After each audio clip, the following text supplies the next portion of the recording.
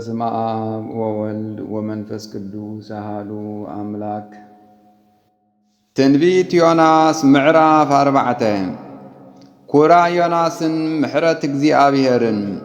ዮናስ ግና በዚህ ነገር እዚ አዝዩም ጓሃየ ኮረየውን ናብ እግዚአብሔር ድማ ኦ እግዚአብሔር እልምነካም ኣለኹም እቲ ኣብ ሃገረይ ከለኹ ዝተዛረብክዎስ እዝዶም ኣይኮነን።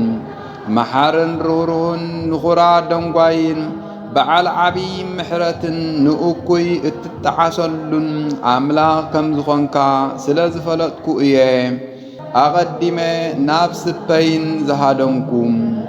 ኦ እግዚአብሔር እምበኣርሲ ሕጂ ካብ ብህይወት ምንባርሲ ሙማት ይሕሸኒ እሞ እልምነካ ኣለኹም ውሰደኒ ኢሉ ጸለየ።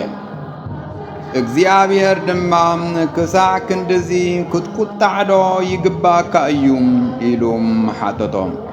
ዮናስ ከዓ ካብታ ከተማ ንወገን ምብራቕ ኣቢሉ ወጸሞ ኣብኣ ተቐመጠ። ንርእሱ ድማ ዳስ ገበረ። ነታ ከተማ ዝወርዳ ክርኢ ከዓ ኣብ ጽላላ ተቐመጠ። እግዚአብሔር ኣምላኽ ከዓ ንዮናስ ከተጽልለሉ እሞ ካብ ሕሶሙ ከተናግፎ ኢሉ ሓንቲ ተኽሊ ኣብቈለ። ኣብ ልዕሊኡ ከም እትዓቢ ድማ ገበራ። ዮናስ እውን በታ ተኽሊ ኣዝዩ ተሓጐሰ። ግናኸ ንጽባሒቱ ምስ ወግሐ ኣምላኽ ነታ ተኽሊ ሓሰኻ ከም ዝበልዓ ገበረ። ንሳ ከዓ ነቐጸት።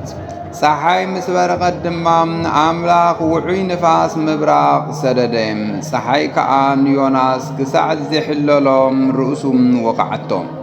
ንሱ እውን ካብ ብህይወት ምንባርሲ ሙማት ይሕሸኒ ኢሉ ንህይወቱ ሞት ለመነላ። ኣምላኽ ከዓ ንዮናስ ብዛዕባ እታ ተኽሊ ክትቁጣዕ ዶ ይግባእካ እዩ ኢሉ ሓተቶ። ዮናስ ድማ ክሳዕ ሞት ዘብጽሕ ቁጣዕ እኳ ክቁጣዕ ይግባአኒ እዩ ኢሉ መለሰሉ። እግዚአብሔር ከዓ ንስኻ በታ ዘይደኸምካላን ዘይዕበኻያን ብሓንቲ ለይቲ ዝበቖለት ብሓንቲ ለይቲ ድማ ዝጠፍአት ተኽሊ ትጉይ ኣለኻ። ኣነኸ ነታ ዓባይ ከተማ ነነውየ የማኖም ካብ ጸጋሞም ክፈልዩ ዘይክእሉ ካብ 120,000 ዝበዝሑ ሰብን ብዙሓት እንስሳን ዘለዋ ክርህርሃላ ዘይግባአኒ ዶ ይመስለካ በሎ። ወስብሐት ለእግዚአብሔር ወለወላዲቱ ድንግል ወለመስቀሉ ክቡር አሜን።